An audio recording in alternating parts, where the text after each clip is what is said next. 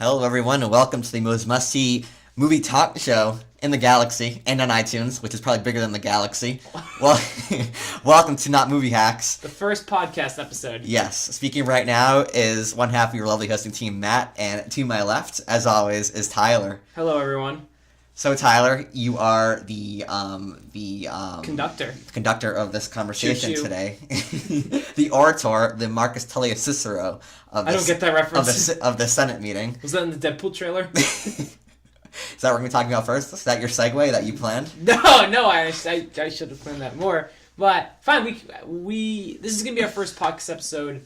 We hopefully will have them between once a week, once every 2 weeks, and between 30 minutes to an hour long. Yes. And most likely we'll be talking about a movie we saw within the last week or so, along with some of the most popular movie news, if there is any. If not, then just whatever comes to mind. So today, we'll start off with movie news. Cool. And I ruined that segue into the Deadpool 2 trailer. Yeah. But the Deadpool 2 trailer came out last week. Yes. And what did you think of it, Matt? Well, it kind of grounded the movie. The trailer made the movie seem more generic than I was hoping it was going to be. Really? Because with the whole we got to protect this kid kind of thing, I just feel like that's an overly familiar concept, and I don't really want Deadpool to be too caring about something. I kind of like it more of the revenge style of the first one, where he's just kind of this dude who's indestructible and wants to kill people. I don't really want him to be trying to protect a kid. I don't know how familiar you are with Deadpool comics, but is Deadpool a humanized character in the comics, or is that from what I've only familiarity I have is with the X-Men. I mean the Uncanny X-Force comics, which I love, and I love Deadpool in that. And that we talked about in one of our other videos that hasn't come out yet. My love for Deadpool is how flippant he is, not the whole balls, looks at the camera, says penis, and everyone goes, oh. I like the more situational humor that comes with Deadpool, and the fact he's indestructible, and the fact that he can break the fourth wall. I don't really need the more grotesque stuff, the more just overtly exploitative aspects. I can understand your critique with that. I'm not too familiar with the character of Deadpool, and I don't think it'd bother me too much if they humanized him as a character, but I feel like... But he's supposed to be the anti-superhero movie. So what I feel like they might attempt is they might take it so he's not caring for the kid, rather he's spiting Cable. I feel like that could be humorous. He's I don't give a crap about this kid, but I'm gonna do it just because you punched me or whatever, or some stupid stuff like that. But you're right. From what they're going with the trailer, it's very hey, you need to take care of this kid, and you need to protect him from Cable. Yeah, and I'm not even the kid looks kind of annoying too. I hope he's not just the anti Iron Man 3 kid, who's just this fat kid who's gonna be saying inappropriate words the whole time. I don't know. I don't want kids in my Deadpool movie. I feel like they hit the kid role in the first movie perfectly with the Negasonic Teenage Warhead. But she's not a kid. Well, she's not a kid, but that kind of She's also not a focus point of the movie. No, but that underlying character is the teenage angst humor, and I feel like they hit that on the head perfectly. She was one of my favorite parts about the first movie, and I feel like if they can kind of capture some of that, but distinguish the character as its own, could be better. In terms of humor, well, not humor yet, because we can talk about humor in a second, but I think this movie is going to be a really great action movie. The guy who directed say what you want about the John Wick movies, but they know how to film an action scene. And this one... Kind of. I want to argue yes. Well, that's an argument for another time. But... They can film good-looking action scenes. Fine. I will not. I will give you that one. Not compelling action scenes. Fine. But the action... I win. Do you want me to leave? Is you want this turn into your only podcast? No. But the action scenes look really well done and really well choreographed and competent. And that's something I feel like will be achieved more with a better director and a higher budget. Because the first budget, the budget for the first movie is $53 million, and this one's around, I believe, reported $110 million. So that's why I was so confused about why people were so upset where what was his name, Nick Miller, the old director? Tim Miller, Deadpool 1 director. I mean, the action in Deadpool 1 isn't like particularly great. No, and so I don't know why people were so upset about him leaving. Well, like, if you think about it, the scene, though, there are very few action scenes in the movie. There's the one at the end, but that's very tame. Yeah. Then there's the one on the highway. Not like the highway on the car, but like standing still when he's shooting people. And then there's the one that got leaked online. Yes. I don't think Tim Miller had anything to do with that previous test screening of it. So he only had to direct two not really like action intense heavy action scenes. Like there is nothing special about the directing. It was competent. It was better than like the shaky cam action scene. That is true. Just I don't think he's not like a George Miller or anything, or like he's not a vital part of making the movie good. Instead of like a George Miller reference, he's not the guys who did John Wick. Yes. Like there's a clear difference in the filming already. You can see from the trailer than from the first movie, whether that be difference in directors or budgetary thing. But I feel like we should get to the humor. You and I are kind of in agreement that the humor in Deadpool is really iffy. Yes. But again, humor is subjective. We are not the biggest fans of balls, dicks. They can be funny. It can be funny, yes. When done right. However, like you said before, situational humor, I find is just so much more funny, and it maintains its appeals on rewatch. I have seen Deadpool twice, and the second time I didn't laugh at anything in the movie. I was more entertained by like the characterization of Deadpool and how good of a character they made him, and how how small of a budget the movie is, and how well it was managed to make, how well they managed to make it. Sorry, but the humor in it doesn't hold up. Yeah, I mean, we said this before, but even the first viewing, a lot of the humor just kind of like there were so many like awkward silences during. I mean, granted, a lot of the funniest scenes were already in the trailers. Yeah, it's like when these scenes happened and there was this huge build up to the joke, and then it happened, and the movie would pause so everyone could laugh, and no one was laughing. It's just this awkward like 1 second pause. Yeah. But they feel like so we can move on to the next topic. It feels like the humor is a little bit more of the same. That could be good or bad. We'll have to see. We can't really tell from the trailer. I like how that there are not many jokes in the trailer. Yes. That was really refreshing. They have that one gluten joke which I didn't laugh at all. What was that? It was like, "Hey, I'm sorry I'm late. I went to go destroy all the gluten in the world, so it cannot not hurt us." I was like, "Oh, I get it. Gluten's popular to be made fun of." Yeah. But I get it. I like Ryan Reynolds. So I tolerate Ryan Reynolds. So I'm excited for this movie purely off the basis that it looks like a really well-made action movie. Also, that franchise joke wasn't that funny either. Like she's young and you can make a whole franchise around her. We're in a movie. Yeah. That I just hope it's better jokes. Yes. But thankfully, this movie looks like it has really great action to fall back on. So and a really cool villain in Cable, because Josh Brolin has been on kind of a hot streak recently. Yes. So he's been picking good stuff. So do you think that the opening credits for this movie will have like the same jokes? I hope so. Because another problem with Deadpool, the first one, is that the opening credits were hilarious. It's the funniest joke in the movie. Yeah, and then like the rest of the movie never really reaches that hilarity again. Do you think the writer, the real hero, the real heroes of this movie, like things like that, and then like what was Ryan Reynolds? The Sexiest Man Alive. Sexiest Man Alive. Yeah. I think a CGI character. I hope they don't do like an Anchorman 2, where they decide to go bigger. Like Anchorman, the first one is like 4 newscasts come in with some cameos. The next one's like 1 million cameos. Look, because we're Anchorman 2, and Anchorman's like kind of like a cult comedy, sort of. Cult in air quotes. I hope they don't do this. I'd actually rather prefer like a meta joke where it's like, you liked our what's it called, credits from the first one. We're not doing it this time to make a joke out of it. Yeah. But we have to wait for May 19th for the movie to come out. So, Matt, now that we've done talking about the Deadpool trailer, I might not remember May 19th. What? I might not remember May 19th. You're right. Oh my, you're turning 21. So the next movie topic I want to talk about is Black Panther has become the highest grossing domestic superhero movie of all time, beating out Avengers, beating out Civil War, beat out Civil War. Yeah, beat out the second Avenger. It beat out the first Avengers. Oh my god! And the first, I believe it's on track to, it's I believe going to make it to either the third or fourth highest domestic grossing movies of all time, below stuff like Titanic, Star Wars: The Force Awakens, and like Jurassic World. Avatar. Oh, domestic, you said. Domestic, yeah. You have not seen the movie yet. No. I have seen the movie, and I think this is absurd.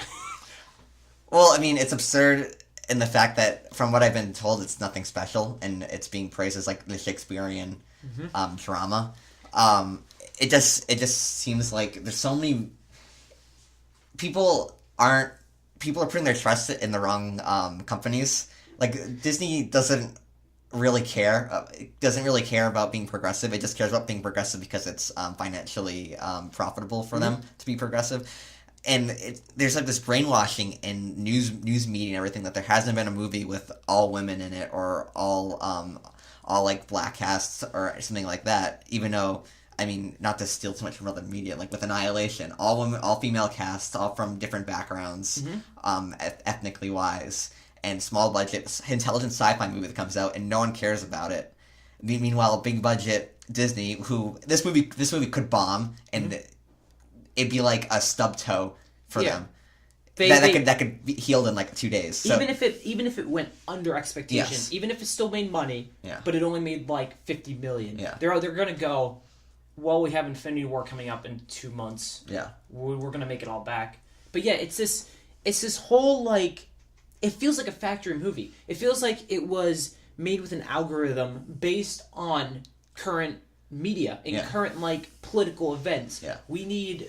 Like, in a time where, like, there's no, like, black representation in Hollywood when that's, there is argument. Blade. The early 2000s, yeah.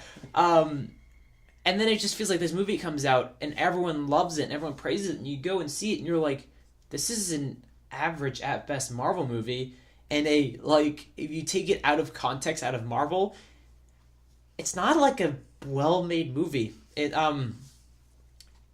Like, the best part of it is Ryan Coogler's directing. Yes. But that's because Ryan Coogler is a competent director. Creed just came out. Yeah. 3 years ago.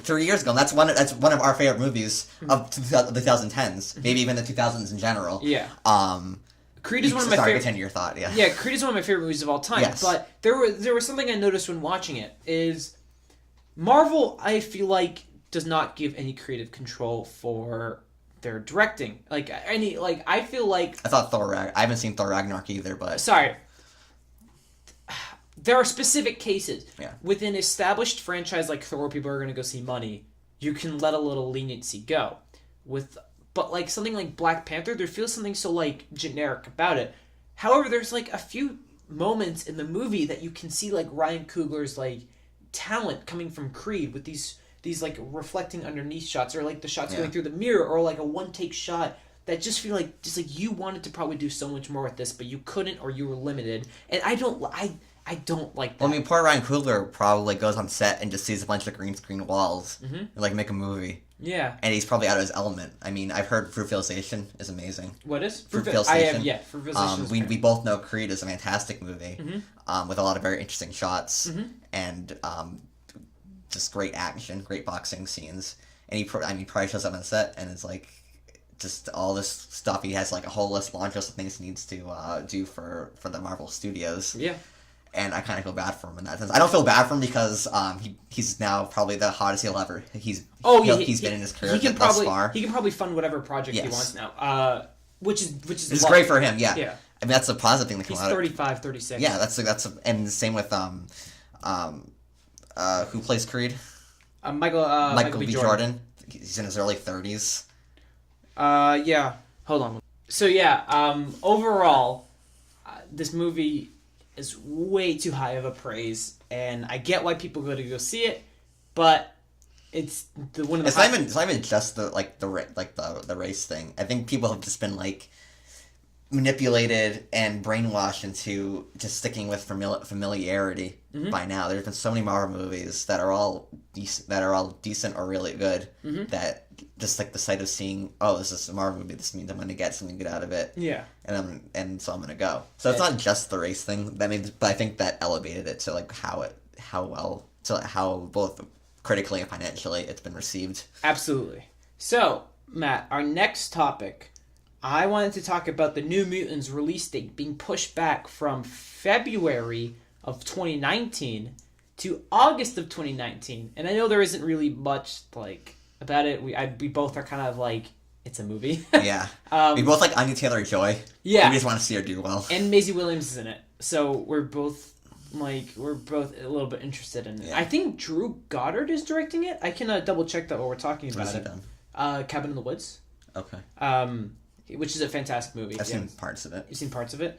But what do you think is up with that? There is rumors of like it being horribly Josh Boone is directing it, who did Fault in Our Stars. Never mind, I don't care anymore. But it's really odd. It's because Cancer Cry movie, as you put it. What? Cancer Cry. Yeah, the Cancer Cry movie, and then everyone got mad at me.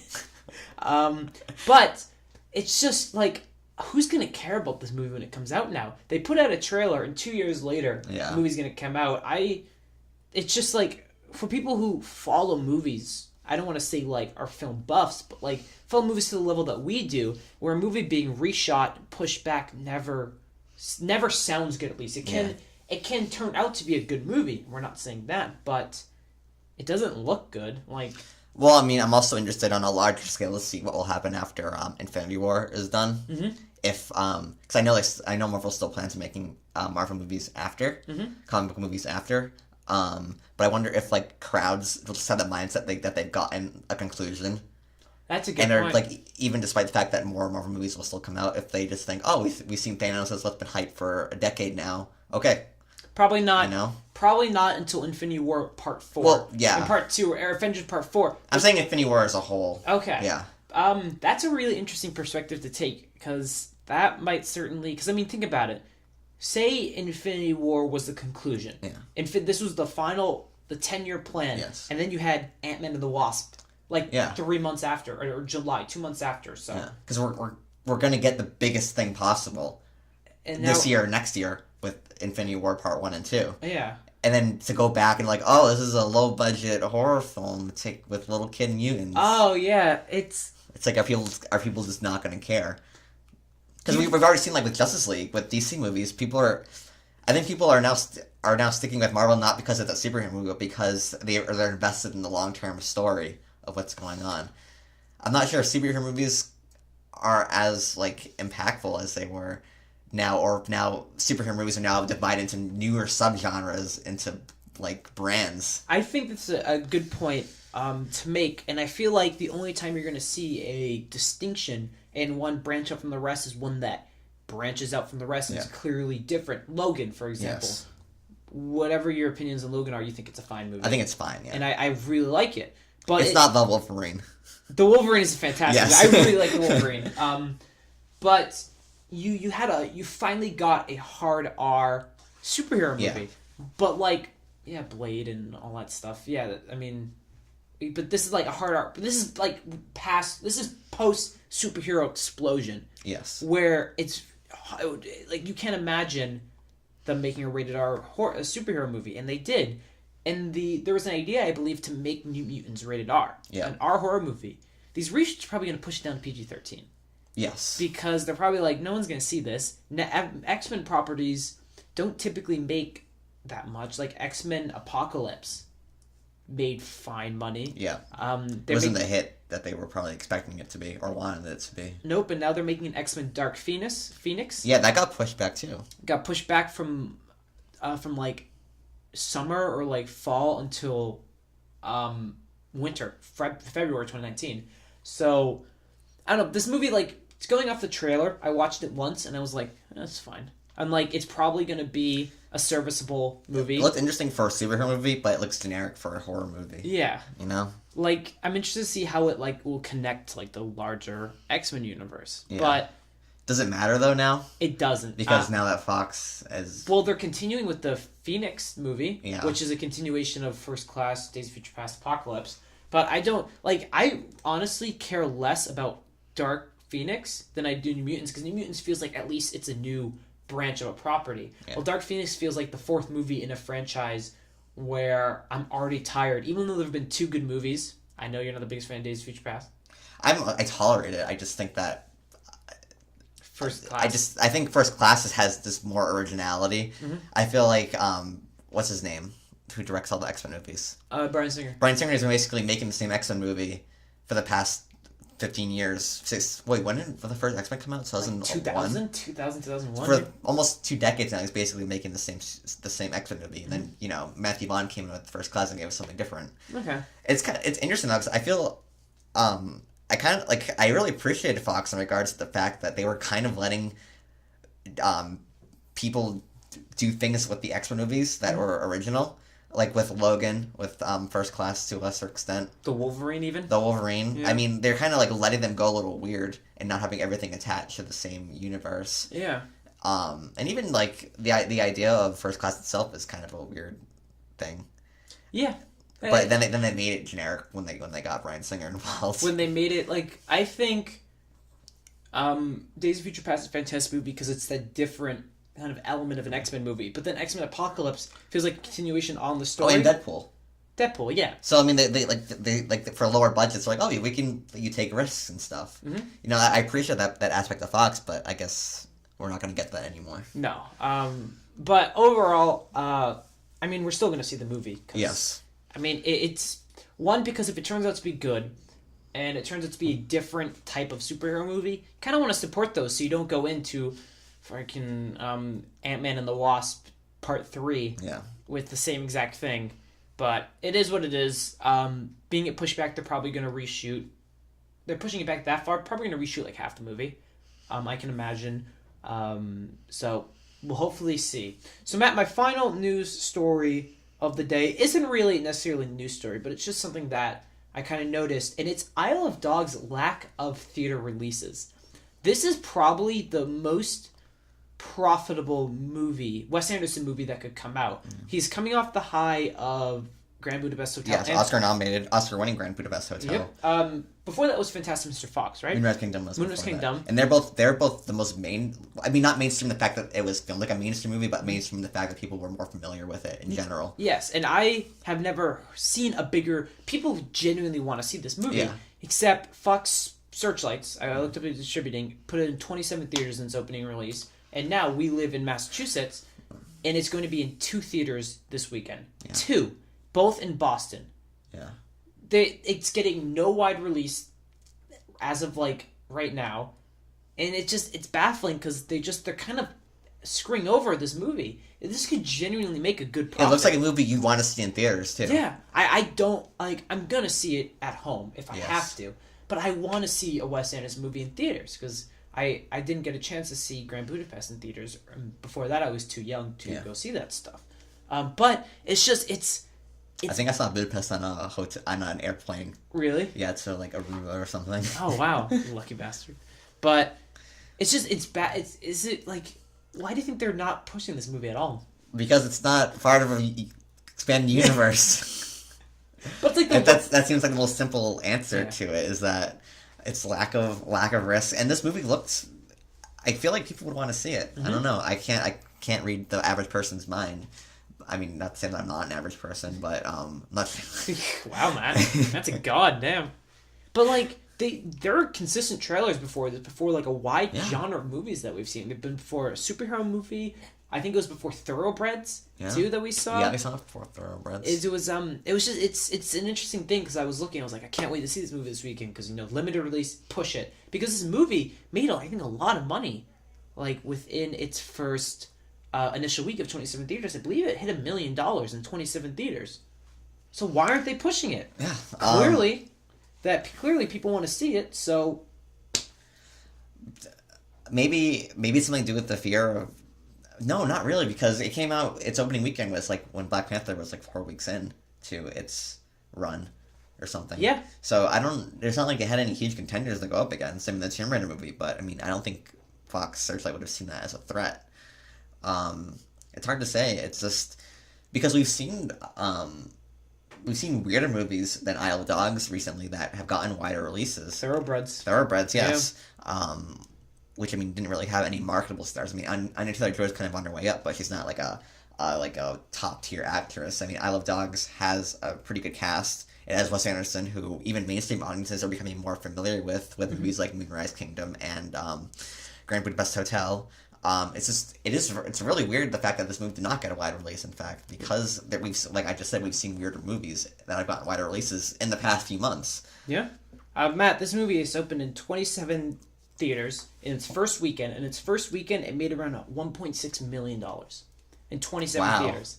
It's about billion. What? You say $1 billion? 1.6 billion? No, 1.6 million. What? Oh. Do you think an Isle of Dogs movie is going to be one of the top grossing movies? I wasn't sure. I thought you said billion for a second. I'm surprised your only reaction was, wow. But no, you're right. Do you think, like, they'd go, oh crap, 1.5 million in 27 theaters, let's expand this. Maybe it can make like $10-15 million opening weekend. I don't think Wes Anderson movies are that expensive. I don't think I saw a budget on, no budget, so hopefully, if not, hopefully it comes to like a smaller indie theater around us, so we can only hope. So Matt, so I want to support it financially. This is not a movie that I want to illegally stream. I don't do that though ever. So never. Don't worry. So Matt, I mean, Hostiles is less audience friendly, I would imagine. Yeah. What audience do you think Hostiles? Killing Sacred Deer got a wider release. That's right. What the hell? Do you think it's Fox Sports? Fox? I'll look into it after, but I don't know if Fox Searchlights has like a history of like screwing over releases. I couldn't tell you. All right. So Matt, we now that we've talked about movie news, let's talk about. We won't go too far in depth, but we'll talk about movies that we've seen in the last week. Specifically, we'll probably focus on one, and if we see a movie together, we didn't last week because nothing looked that appealing. No, we'll just talk about our own. We canceled the Pacific Apocalypse. Yeah, that's a good reference. High five. All right, Matt. I want you to talk about the movie you saw this week. I saw the movie The Ravenous, which was put on Netflix recently, and it's a Quebec smaller indie film about the zombie apocalypse, which is not canceled because the apocalypse is in full thrust in this movie. And I knew nothing about this movie going, and I just knew that it had pretty good reviews. I didn't see any trailers for it, so I was like, oh, a zombie movie. I like zombie movies. I used to like The Walking Dead. Awful. Yeah, before Negan happened. Poor Jeffrey Dean Morgan. You know, he's such a great actor, and then he comes in at the worst possible time. And Negan's is a cool character. It's just that you feel like there's nothing to that show anymore. Right. But at least that Jeffrey Dean Morgan has Rampage to fall back on. Yes. Yeah. Potentially the Flashpoint he'll play Bat Dad. Oh my God! Really? Yeah. Because in the Flashpoint animated movie, Bruce Wayne's father is Batman. Does Bruce Wayne die by the mugger? Because Bruce Wayne gets killed, and then the mother turns to the Joker. And it's a fucking the anime movie is really awesome. All right.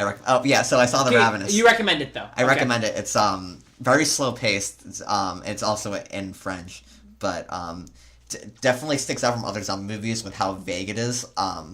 I don't want to spoil anything because I went into this completely blind, and I think I benefited from that. But the zombies definitely act different than they would in a normal zombie movie. There's something sense of like of thought and strategy, and that they're not just brain dead. Okay. But they're also not writing paper, they're not writing things down or anything.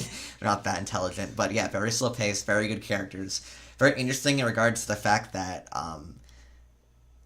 that humans have people who've seen their wife eat their family, and now they just don't have any emotions. They just make really stupid jokes during just because they just don't feel anything anymore, which I thought was an interesting aspect. That's an interesting twist on because they're just so emotionally just devoid because of what has happened that it's just very interesting and a lot of interesting imagery.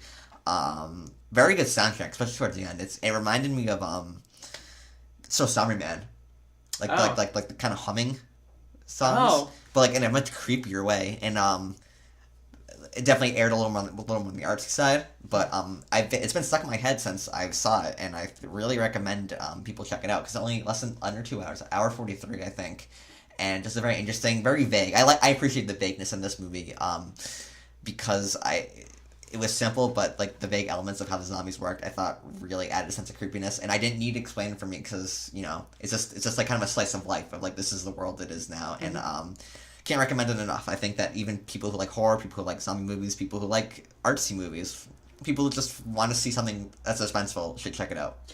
A quick question about the soundtrack. You mentioned like the humming of like Starman, but humming was done to like Starman to create like a fairy tale, like kind of magical like environment or sense. Starman, does it have the same effect there, or is it kind of? Yeah, it kind of has this weird like, it doesn't fit, but it does. It has like, but the fact that it doesn't fit makes the movie more creepy. Okay. You know, it's like an unsettling, like eerie feeling. Okay. It's kind of like the Witches soundtrack. No, not. But the Witch soundtrack is completely different from the Starman soundtrack. Like the Witch soundtrack has more like is more instrumental, but like the kind of just like the weird like it just sounds so different and offsetting that I think that it definitely helped this movie because it's a slower paced movie. Not a whole lot of dialogue. There's not like Nicholas Winding Refn, no dialogue, but there's plenty of dialogue. But like the weird humming stuff that comes in, especially towards the end, definitely adds to the movie and adds to the suspense. So like purposely, like the movie's one tone, the soundtrack's another tone. Yeah. But it does that the class create. Okay, that's interesting. I think the sound becomes creepier because you're in the zone of the movie. Okay. Yeah, it's very That's good interesting. movie. I'll have to check it out. Yes. All right, and that's on Netflix too. Yes. Okay, American Netflix, right? American Netflix. All right, so Matt, I also watched another movie this weekend on Netflix, and that was Game Over Man. Yeah. And it's really bad. Is it? It's like the worst thing about a comedy is that it can be unfunny. This one is so criminally unfunny that I really like 30 to 45 minutes into it I contemplated turning it off, which I don't typically do in a movie. And the last 5 minutes I was just on Netflix, how you can look like shot by shot and just fast forwarding it. I was after they like, I don't care, spoilers for Game Over Man, but after they save the day and defeat the villain, I was just, because they're like on a boat and they're rich and successful, and I was just clicking through it and I'm like, all right, and it's over. And then I didn't watch the last 5 minutes of the movie. But like we were talking about with Deadpool earlier, and if your comedy fails, you should at least have something to go back on, whether it be like good action, good directing, a good script, relatable characters. But this movie has none of that. People, I've seen in reviews, they say it's paying homage to Die Hard, but it's not really doing that. It's trying to be like a satire of Die Hard, along with like a parody at the same time, and it just like it collides. They overtly satirize this movie, but then like it doesn't fit into what they're trying to do. The movie, like, it tries to go for like the everyday man element, but it fails because the characters are horribly unlikable and not relatable at all. And I guess they're trying to go for that point, but it doesn't work.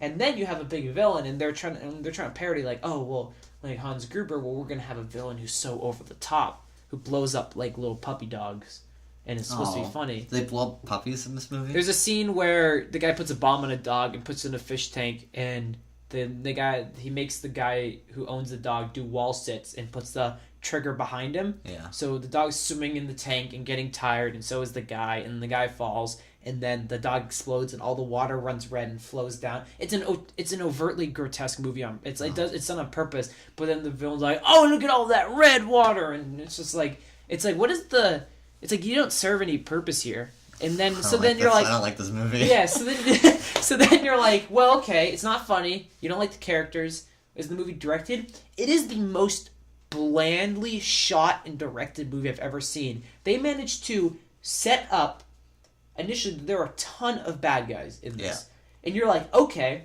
well, they're normal guys. That means they have to have normal and kind of like wacky and like ways to beat these guys. But they have like 3 fights with like 3 different people, and none of it's creative, none of it's done well, and none of it's realistic. Like, you want, like, they're not going for like uber realism here. Super uber realism. But you want something. You want some originality. You want some like normal guy figuring out things, and then it's all blandly and boring directed. And they managed to make like, they're trying to emulate like Nakatomi Plaza, a big skyrise plaza or whatever, in like a big hotel. Except what was great about Nakatomi Plaza is they had different sets and unique sets in not each floor, but like each separate location. There's like the main lobby set, like the hotel like patron set, and then like the people who owned the more like business official set. Yep. Yeah. And then you had like the construction pipe set. Sets, yeah. But in this movie, they do the construction thing once, but it's not anywhere near the same level of Die Hard, which they're trying to pay homage to. So you think they put a little bit more effort, but then it's just like hotel lobby room, hotel lobby hallway, same thing each floor, or same thing each other floor, or staircase. That's it. That's all this movie is. It is horribly unfunny, poorly directed, and they try to do the thing which I hate in these type of comedy movies, where they try to give characters arcs that are believable, or that take you out of the movie, that grind the movie to a halt because they don't. The movie starts off establishing itself as this absurd, I wouldn't say absurdist comedy, but like an absurd comedy, a grotesque comedy. But then when you interject it with realistic character development and arcs, it grinds the movie to a halt. But you think, well, maybe the character arcs could be good. They're not. They're generic, they're boring, and they're cliche. Like, the only redeeming quality about this movie is the chemistry between the three guys is good, and you buy their friends because they work on a TV show called Workaholics together. But it just feels like these guys liked the movie Die Hard and said, hey, we'll make a movie, and then Netflix was like, people like Workaholics, we don't care about the quality of the movie, people will stream it. And then it was just, it's a horrible movie. I'll go as far as say it's a horrible waste of time. Yeah, movies bad when they really need to try to make the villain, like when they can't use their own writing ability to make a villain seem evil, and need to do overt things like murdering of like a small dog. Yeah. I mean, the Joker is one of the most iconic villains in cinema history, and you don't see him on screen really. On screen, he mostly just kills and tortures thugs like other bad guys, but he's evil because of like the way he's written, the way he's acted. And you don't need to see him like being with a small family and like starting to stab him or something. No. But I mean, when you really need to do something so grotesque, like like killing something innocent, and then that just draws the line, really. Yeah, they do that actually a few times where he purposely like murders someone or like blows someone. Hans Gruber in Die Hard, he doesn't do any. He's just a professional. He doesn't need to. He murders the guy who does cocaine. Yeah, I was thinking that. He does that but you don't like him anyways. No, that's the point though. You're doing that, and it's not. What's great about that scene is he doesn't do it in the crowd of people. He takes him to the office. So then, when you do like that in a crowd of people, and the crowd of people go, "Oh my god," then you're supposed to go, "Oh my god," because you're a bystander like they are. Yeah. But what's great about Hans Gruber in Die Hard is he takes him to another room, they talk, and he's like, this guy's just a tool, and then kills him. But he's doing it to mess with John McClane as well. Yeah. Yeah. I actually forgot about that. But it's just, and then it's just, like, you think, okay, well, what do you expect out of a comedy? But then you're like, all right, maybe the jokes are funny. There is one moment in the movie where I chuckled. Yeah. But it wasn't any grotesque humor. There's a scene, for some reason, one of the characters turns out to be gay, and they get away, or they attempt to get away with the sudden change by his friends going, yeah, you tell us your day all the time, and you get drunk, then you forget. And it's like, that doesn't, like, you can at least allude to it. There are no jokes leading up to that, in fact, he's gay. There's no hints. There's no foreshadowing. There's no allusion to it whatsoever. And then all of a sudden they're like, well, yeah, because you tell us and you black out, so it's supposed to represent, oh, it's just so sudden. But then, like, he becomes, comically gay. He becomes, all of a sudden. Yeah, like an exasperation of himself. Or exasperation of what, like, a typical gay dude is. Yeah. And then has a cat fight with, like, one of the badass female girls. Wins. And then the movie's over. And also, there's a lot of grotesque nudity in the movie that are purpose, like a guy throws a penis, like his cut off penis, or like there's one joke where this was when I first contemplated turning off the movie, when they're first encountering bad guys and they're coming to the rooms and Adam Devine's like, you know what, you guys hide, I know what to do, and then so he's in the closet, so they check the closet and he's like pretends to hang himself, autoerotic asphyxiation, he's holding his penis and it just zooms in on his junk. Yeah. And then you're just, wait, the actual actors? Yeah, it's like it's actual penis, and you're just like, what? And you're just like, well, the point is it's supposed to be funny because it's his penis, but it's not funny. And then I called this joke in the movie. I was like, these two guys are going to be gay. I was like, this just feels so on the, like, so expected, so lowbrow. And all of a sudden they stop and they're like, we're here. And they're like, yeah. And they start making out and they have sex and like, the characters are right next to the bed hiding, and you're like, what is the point to be awkward? Because it's not funny. It's not, it's gay sex isn't really comical. Are you trying to say like the awkwardness of observing this is supposed to be funny? Because it's not. It's just, this movie is just such lowbrow 13-year-old humor. Yeah. I don't think I would like this movie as a 13-year-old boy.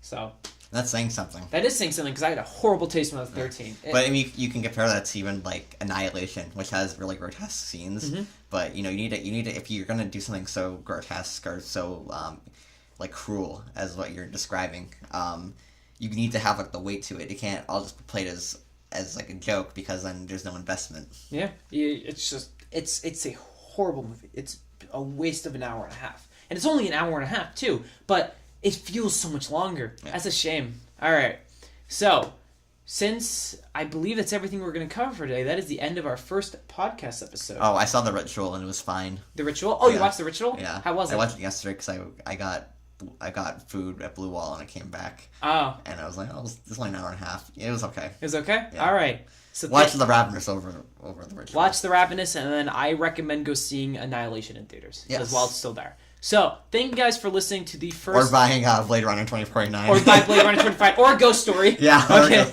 Or Wind River. Well, Ghost Story didn't have a $200 million budget or whatever. Actually, if you want to watch a movie on Netflix, go watch Wind River. It's on Netflix. Yes, that's right. One of our favorite movies. Yeah. So, thank you guys for listening or watching on YouTube. Hopefully, we'll get this on iTunes when we can, but this will be up on YouTube first. So, thank you guys again, and goodbye.